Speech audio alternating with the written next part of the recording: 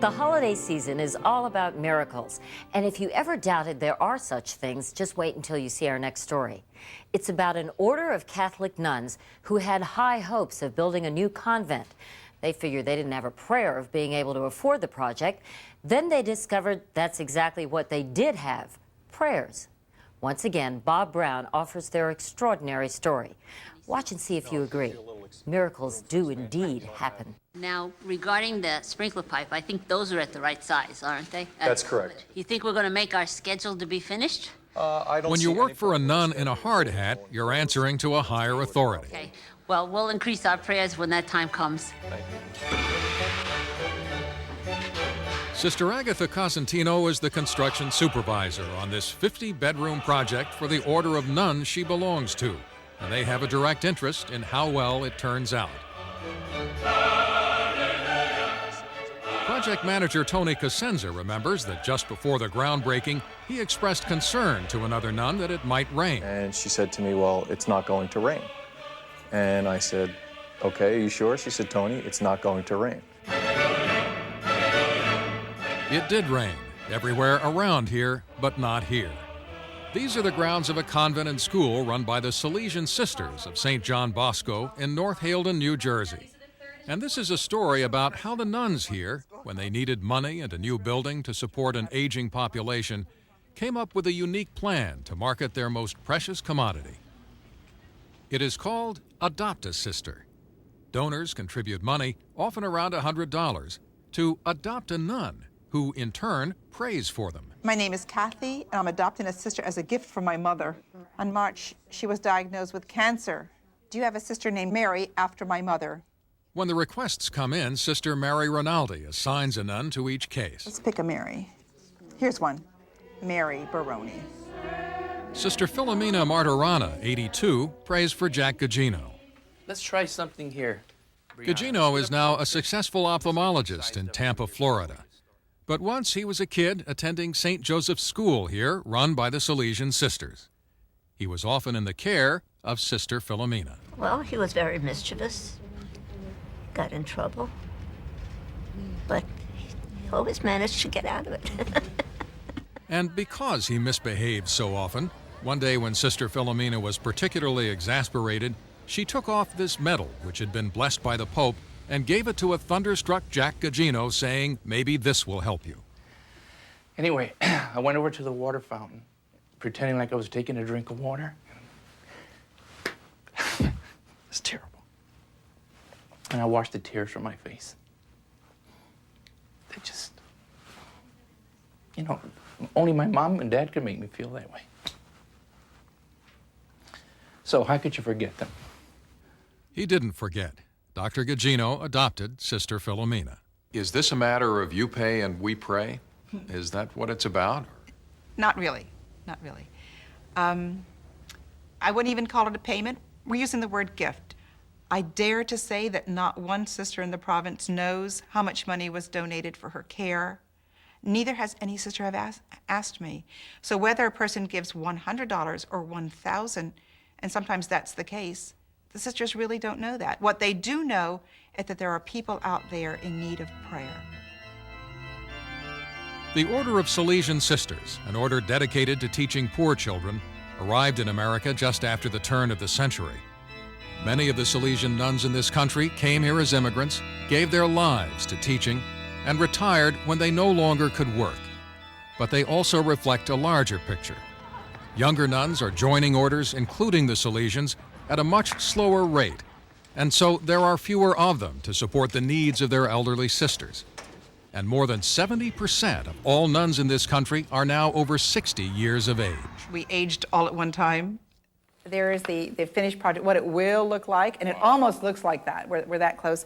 And the idea of raising money for a convent by inventing the Adopt a Sister program came when Sister Mary was looking for suggestions at meetings like this one in Tampa, Florida. And a member of the audience stood up. He said, think of the concept. Here you are, nuns asking for money. But here we are, the lay people that need prayers. Can we put the two things together? He said, we have more need for your prayer than you have for our dollars. And I'm thinking, maybe he doesn't get it. I really need to build this house. And the concept was born that day in Tampa. Good afternoon, Salesian Sisters. When word of the program got around, soon people who had never known of the Salesian Sisters began to call or write with requests to adopt a nun. Howie Prince is Jewish. He read about the program in his local paper on Long Island and set up a meeting with Sister Mary in a kosher deli. He and his wife Marie wound up adopting 2 nuns, asking that their family be remembered in prayer.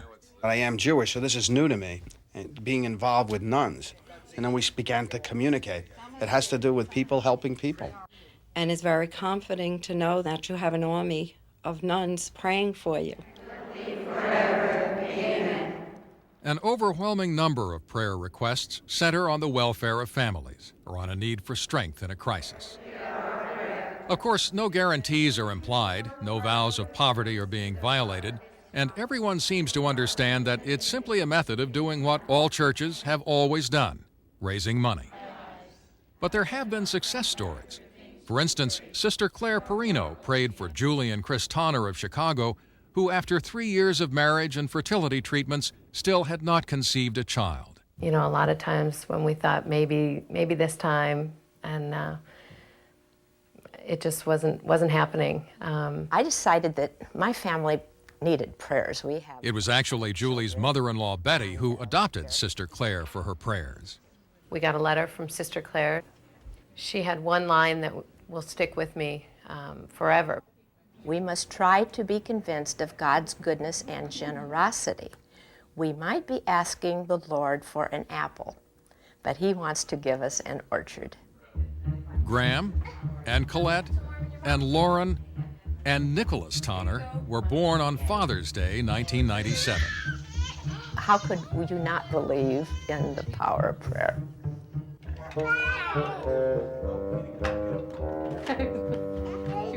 Nuns who were initially skeptical of the idea are now fully involved in new work, and the people they prayed for have come into their lives. Sister Rose Zorzi turned 85 on this day. And she has 2 of her adopters coming in to surprise her. And Judy and Frank Davies, who had adopted her, came to the convent to throw a birthday party for her. She had prayed often at their request for their 5 children, but it was the first time they had ever met. Happiest birthday since I'm here in America So this enhanced sense of continuity with their extended families had already flourished among the sisters well before the convent was finished. Oh, I'm so happy you could come today. November 6th was the day the ribbon was cut. Needless to say, the contractor was on schedule and it didn't rain. Some, Sister Rose among them, didn't live to see the dedication. But in a sense, they were all here because of the role they had played in raising their own new home. I wanted to build a house of bricks. Well, I wanted to have the donations come in to build this home. It's just been reversed. Oh, she adopted me. We've built a family.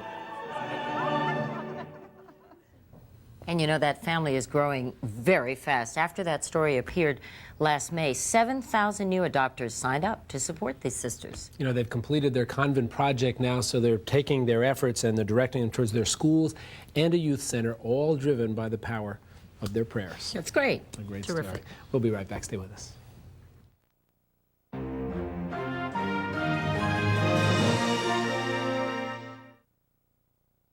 I may look young, but I still suffer from hot flashes. I wanted a natural way to deal with it. So I discovered a new soy menopause supplement for hot flashes. It's called Healthy Woman, from the makers of Monistat. That's right, Healthy Woman's from the makers of Monistat, a name I know and my doctor trusts. Healthy Woman's designed to help relieve hot flashes in a natural way. Now I can make an informed choice with new Healthy Woman from the makers of Monistat. You know how much Grandma wanted to be here for your first Christmas? You see, Grandma lives way down here, and you live way up here. Brian, your cousin, he's a little bit older than you. He lives here in Chicago, and your Aunt Lisa lives here in Baltimore. Uncle Ernie, way out in Hawaii. Oh, but don't you worry. We'll always be together for Christmas. Being together is the best part of the holidays, and Cheerios is happy to be part of the family. You just ate Dallas. What if we gave away a new 2000 Ford Taurus with every touchdown scored in every Bowl Championship Series game? Wouldn't you enter? Call now, 888-BCS-DRIVE to enter the Taurus Touchdown Drive Sweepstakes and watch the Bowl Championship Series beginning January 1st, only on ABC Sports. Coming up tomorrow night, a powerful hour, John Stossel with children who are desperate to belong to a family. Why don't the kids have a voice? That's at 10, 9 Central Time. And don't forget to watch 2020 on Wednesday. And a special note about this coming Friday. ABC will bring you the single most ambitious event in the history of live television. It's ABC 2000. 24 hours of continuous coverage, beginning with the first midnight to ring in the new millennium in the